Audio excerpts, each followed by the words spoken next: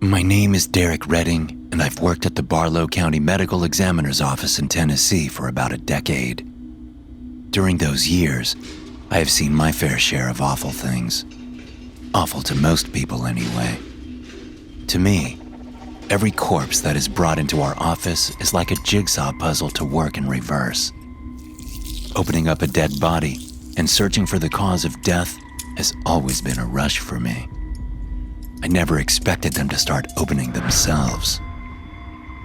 Barlow County in the past few months had seen a sudden increase in unexplained deaths, mostly at Tico Mine Number 2.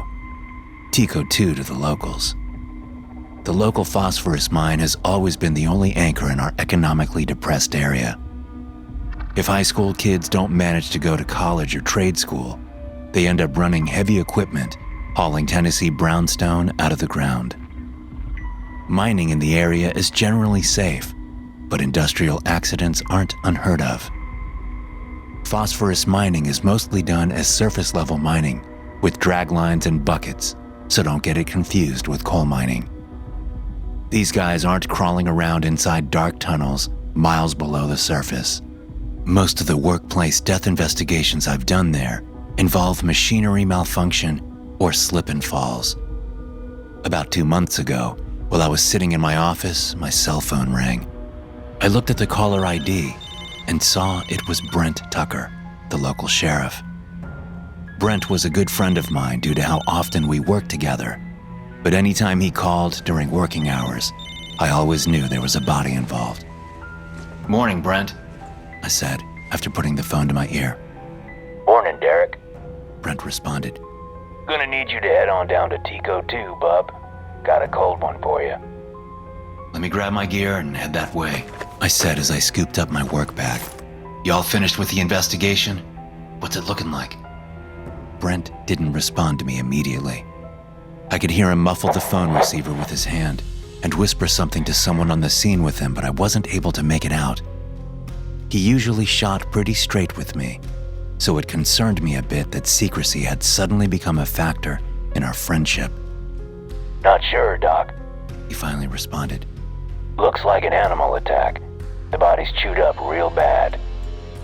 We ended the call, and I slid my phone back into my pocket. It was a decent little drive out to Tico 2, so I turned on the police scanner to pass the time.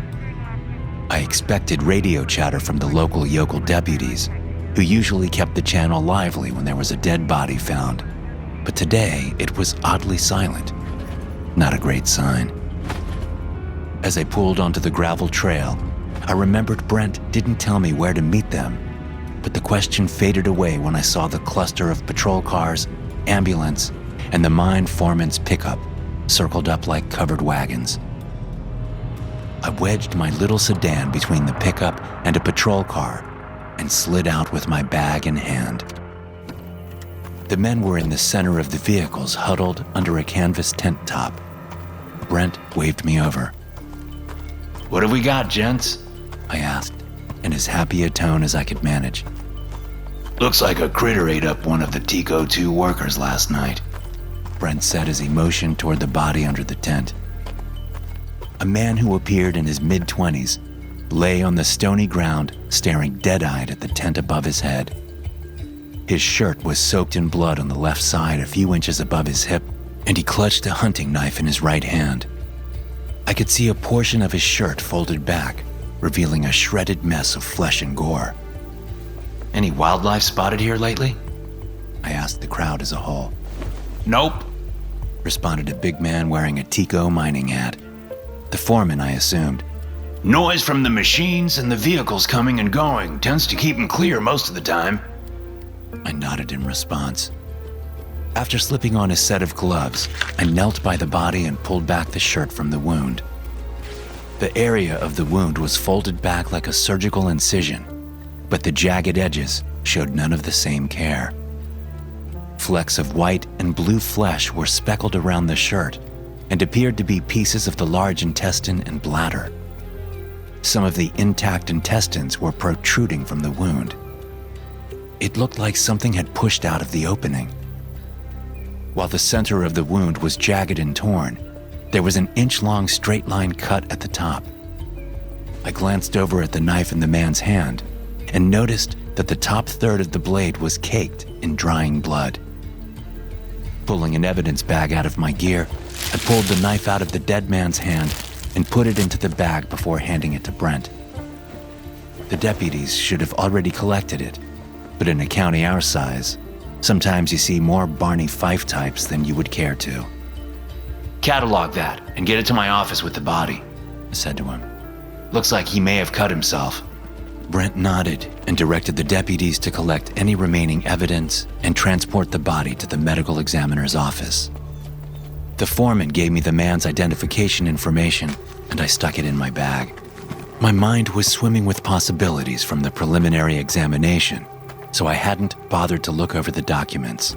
It was clear law enforcement felt that a local predator had killed the man and abandoned the meal, but that didn't appear to be the case. There were no defensive wounds, and other than the small self-inflicted cut, all signs pointed towards something escaping the body. The autopsy wasn't as enlightening as I had hoped. The man, who shall remain nameless out of respect, had died of massive blood loss. While most of the blood had drained from the wound onto the ground, there was a fair amount of internal bleeding. An area the size of a softball had been torn to bits between the large and small intestines and let out through the bladder just above his groin. To the untrained eye of the sheriff, it seemed like an animal attack, but I could see clear signs that the attack in question had started in the man's body. I had almost completed the autopsy and was finishing the weight and measurement of the internal organs when I spotted something out of place. Reaching into the bowl hanging from the scale, I removed something from the intestines that resembled a hairnet. A small cord ran from the black membrane and attached to a section of the intestine. Carefully, I grabbed a scalpel from the tool tray and sliced the cord away and gently stretched the black mass out on the table before me. It was a semi-transparent membrane. Thick, black cords ran through the membrane, creating the appearance of a net. In all of my years, I had never seen anything like this, so I began to describe it to the audio recorder while I went to grab my digital camera. Our funding was low, so we didn't have a video system in the autopsy room, and I had never been sadder about that fact until that moment. When I returned with the digital camera to take a picture of the alien object, it had changed. Where the veined membrane had been only moments earlier was now a pile of ash. It looked like someone had burnt a slip of notebook paper. In a panic, I began to sweep the ashes into my hand to try and put them in a specimen bottle for testing. But as I brushed them toward the edge, they dissolved even more and floated into the air above me. I watched helplessly as the dust swirled into the air scrubber above my head. Over the next few weeks, there were 3 more bodies discovered at Tico 2 with the same injuries. I performed all of the autopsies myself, but had an examiner from the next county over assist me. When I called them, I explained the odd nature of the deaths, but my real motivation was to have a witness if I found another of the black membranes inside of the body. No such luck. All of the wound patterns were the same, but the membranes were absent. I think it was possible that the membranes couldn't survive long-term exposure to open air, but I still don't really know. The first body that showed these weird wounds had been discovered within hours of death. The 3 most recent bodies that had been brought to me had been dead for considerably longer and weren't discovered until they had been deceased for 2 or more days. It had been a few days since another one of the mysterious bodies had turned up when I received an unusual call from Brent. "We're on our way with one," the sheriff said. "Different from the others, though. It's a Tico worker, but he died at home. The wife said he started screaming in the shower, and when she found him, he was cutting himself up with a straight razor. Died a few minutes later before EMTs could get there." "Where was he cutting himself, Brent?" I asked, but I already knew. "Same spot as the others, Doc," he replied flatly. I hung up the phone and headed to the office. 2 EMTs unloaded the body from the back of the ambulance and wheeled him into the autopsy room. I asked them to stay and assist, but they both declined, stating they were only the EMTs on duty. Brent had been with them as well, but said he had too many deputies off duty tonight and had to run patrol routes. Frustrated with the lack of help or witnesses, I decided to prop up my cell phone on the ledge overlooking the autopsy table to capture anything unusual I may find. I didn't even bother trying to call the examiner from the next county. She had gotten tired of assisting when what she considered to be routine cases of animal attacks. My shitty cell phone video would have to do. This is Derek Redding, and it is currently 17:35 p.m. CST, and I am beginning the physical examination of Carlton Jett, age 32, height is 6'2", and weight is approximately 210 pounds, I said into the microphone. The subject's body appears to be free of wounds other than a 3-inch self-inflicted incision just below the navel. Mr. Jett has been deceased for approximately 3 hours. I used some gauze to wipe the blood away from the wound and clean the area. My tool tray was just to my left, and I picked up a scalpel and moved it toward the dead man's abdomen. There were no other signs of trauma, so I knew I was going to have to run this examination from the top to bottom. The subject expired due to unknown circumstances after cutting themselves with a straight razor. I am now going to... I was cut off by the phone ringing at my desk. Putting the unused scalpel back on the tool tray, I took off my gloves and headed to answer the phone. I was hoping it was Brent with some additional information and didn't want to miss the call. I plopped down in my desk chair and answered the phone. Against my hopes, it wasn't Brent. A county across the state was calling to request an autopsy report on a body I had examined the previous year on one of their residents who had been visiting our town. I told them I would send it over this afternoon after I finished my current examination and hung up the phone. As I pushed myself away from the desk, I looked through my office window into the autopsy room and froze. Mr. Jett was still lying flat on the table, but I could see him plunging the scalpel from my instrument tray into his abdomen and slicing it down to his groin. His body shuddered violently as he sliced himself open. After he finished his incision, he slid his hands into the bleeding opening and pulled the skin apart with a wet rip. I couldn't move. The dead man began to shove his hands into the cavity and pulled handfuls of intestines out and let them slide down his side, onto the table, and eventually onto the floor. His body began to shake so hard that the autopsy table was bouncing on the tiles, and the instrument tray fell and scattered randomly across the floor. And then he stopped moving. My heart thundered against the wall of my chest, and I could feel my pulse in my throat. He had been pronounced dead by the EMTs at his home, but I had just watched this dead man disembowel himself on my table.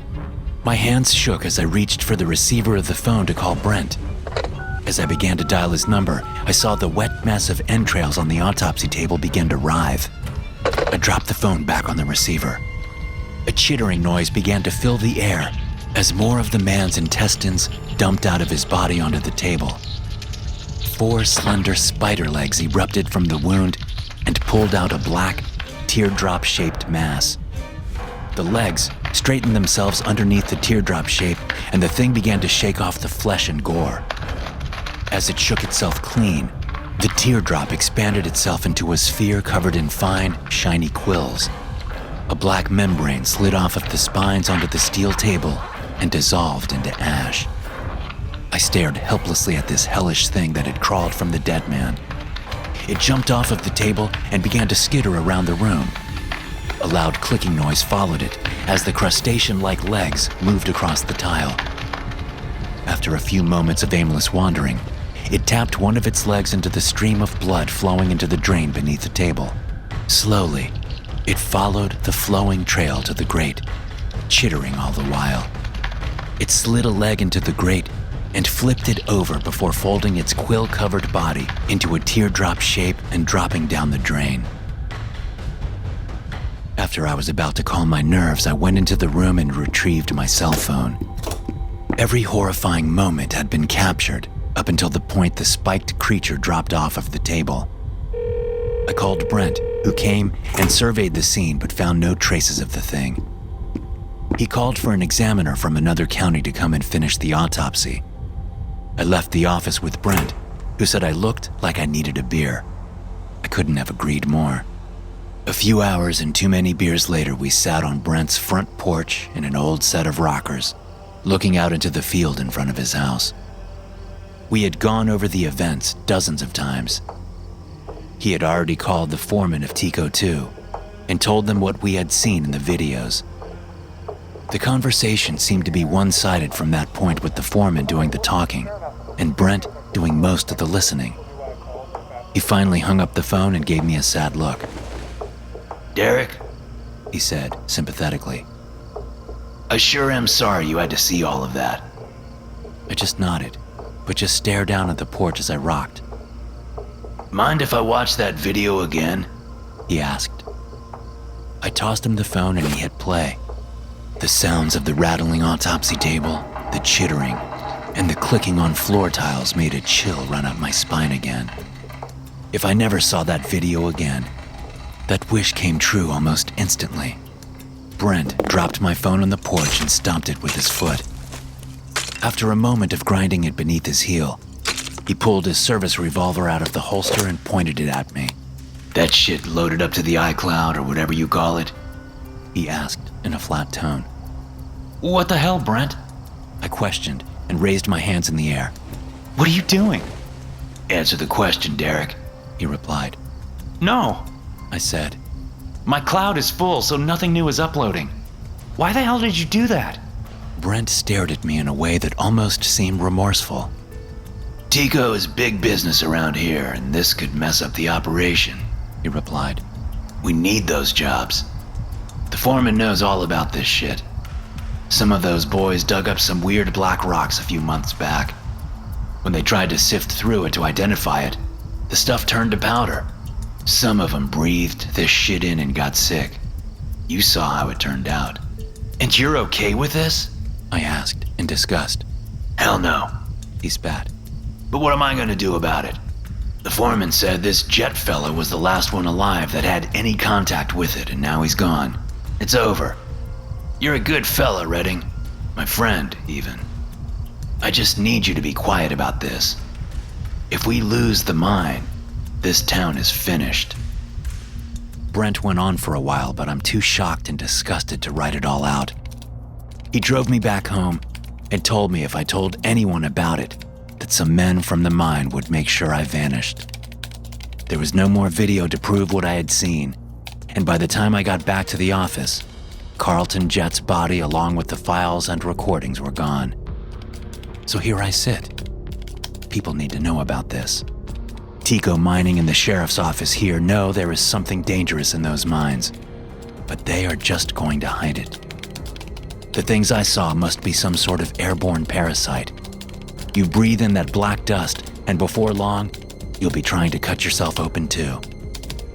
It's been a few weeks, and I'm trying to let things get back to normal, but I feel like I hear skittering noises and clicking everywhere I go. I've even gone back to work, but I always feel like something is watching me. Surely the thing isn't still in the drain, is it? Thanks for listening. If you enjoy these stories, be sure to subscribe to the podcast and check out some more of my episodes here.